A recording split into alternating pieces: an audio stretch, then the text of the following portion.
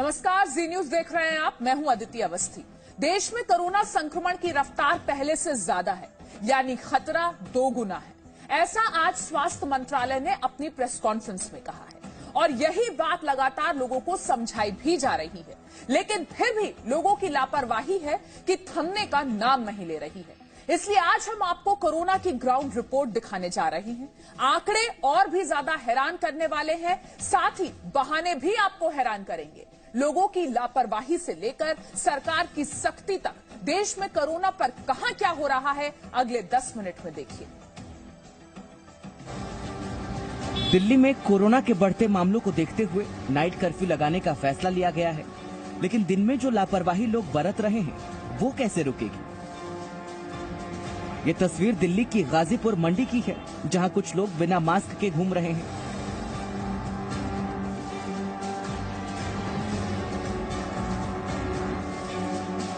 लेकिन बाकी लोग भी सुरक्षित नहीं हैं, क्योंकि उन्होंने मास्क ठीक से पहना ही नहीं है। तो वहीं एक बड़ा हिस्सा ऐसा है जिन्हें अचानक कैमरा देखकर मास्क पहनने के बारे में याद आता है।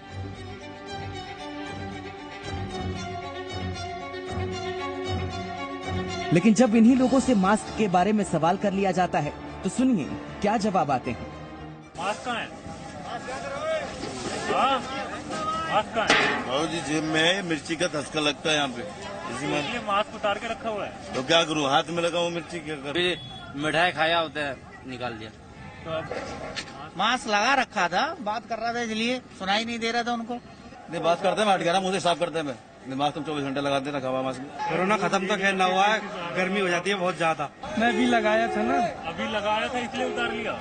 नहीं मैं पानी पीने गया था। दिल्ली में पिछले कई दिनों से कोरोना के 3000 से ज्यादा मामले आ रहे हैं। ऐसे में मास्क न पहनने का रिस्क परेशानी को कई गुना बढ़ा सकता है।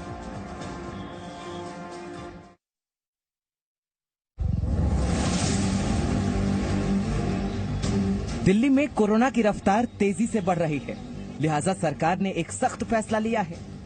दिल्ली में आज से नाइट कर्फ्यू लगेगा।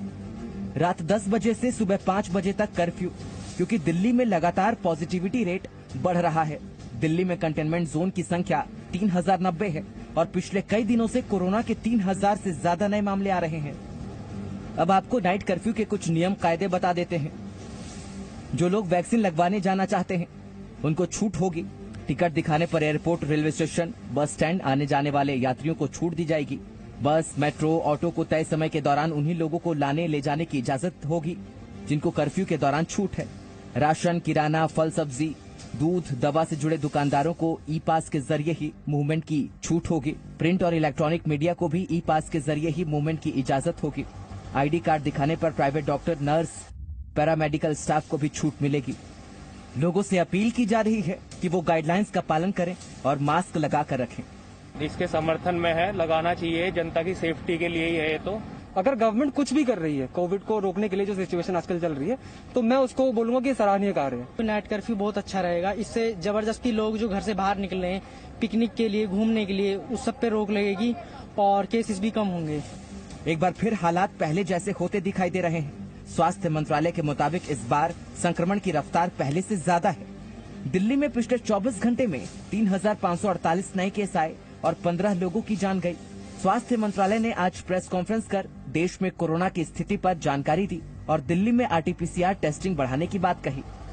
दिल्ली में केसेस की संख्या लगातार घट रही थी। 132 प्रतिदिन औसतन केसेस आते थे फरवरी के प्रारंभ में। अब वो बढ़कर औसतन 2907 हो गए हैं।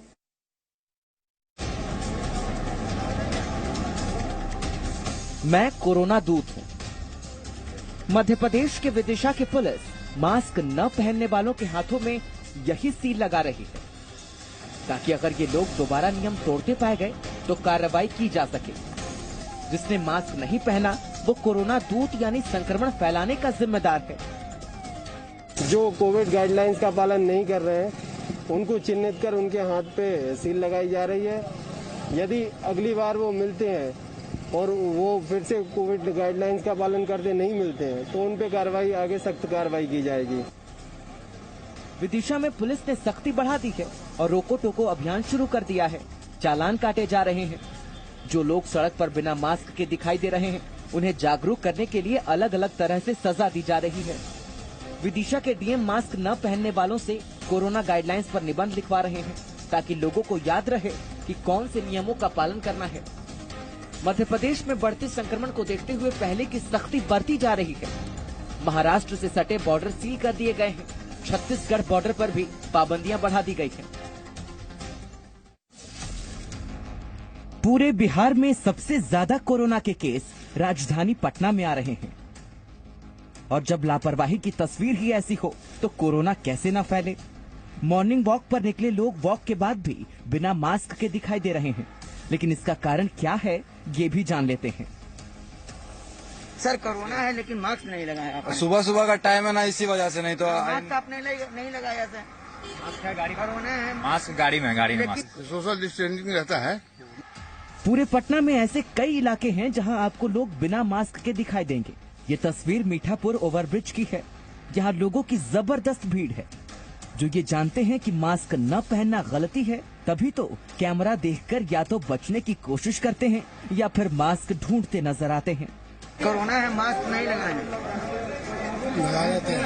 मास्क इससे बड़ा मास्क क्या होगा? हाँ सही, गमछा नहीं, मास्क खरीदिए 10 रुपया का, क्या कर रहा है?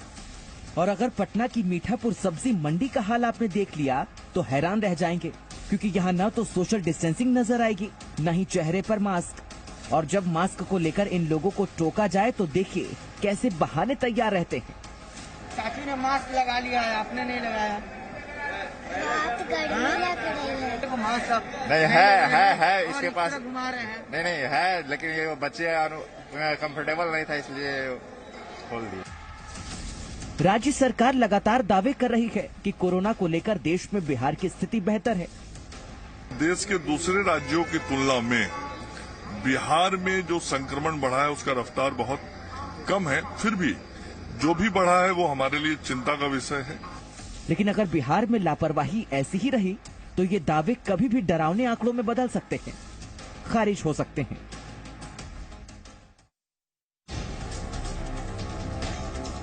झारखंड में जैसे जैसे कोरोना संक्रमण का दायरा बढ़ रहा है, नियम सख्त किए जा रहे हैं और लोग भी जागरूक हैं। तस्वीर रांची की है, जहां कोरोना वैक्सीन सेंटर पर सुबह से ही लोगों की लंबी लाइन दिखाई दे रही है।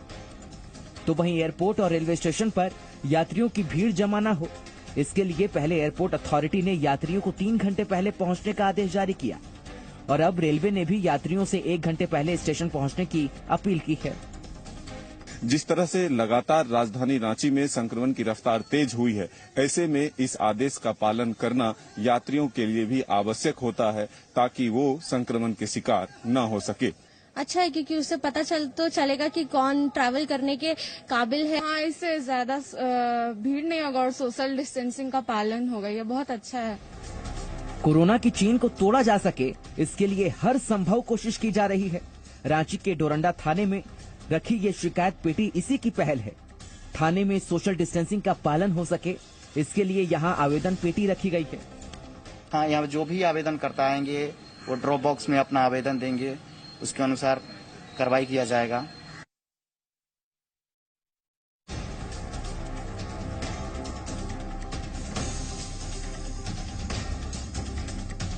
महाराष्ट्र के जिन मंदिरों में हजारों की तादाद में श्रद्धालु पहुंचते थे, वहां एक बार फिर कोरोना की वजह से सन्नाटा दिखाई दे रहा है। बढ़ते कोरोना संक्रमण की वजह से धार्मिक स्थलों को बंद रखने के आदेश दिए गए हैं। लिहाजा महाराष्ट्र के वो सभी मंदिर जहां हर दिन हजारों लाखों की संख्या में श्रद्धालु दिखाई देते थे, अब बंद हैं। अब भक्तों को बाहर से ही दर्शन लेना पड़ता है। साईं मंदिर हो, साईं बाबा की द्वारका माई हो, ये सभी जो है वो मंदिर बंद कर दिए गए हैं। अंदर सिर्फ पुजारी मंदिर के जो नित्य कार्यक्रम है वो कर रहे हैं। अगले कुछ दिनों तक भक्तों को एक तो शिरडी में आते हैं तो कलश का दर्शन लेना पड़ेगा या फिर घर से ही ऑनलाइन से बाबा का दर्शन लेना पड़ेगा।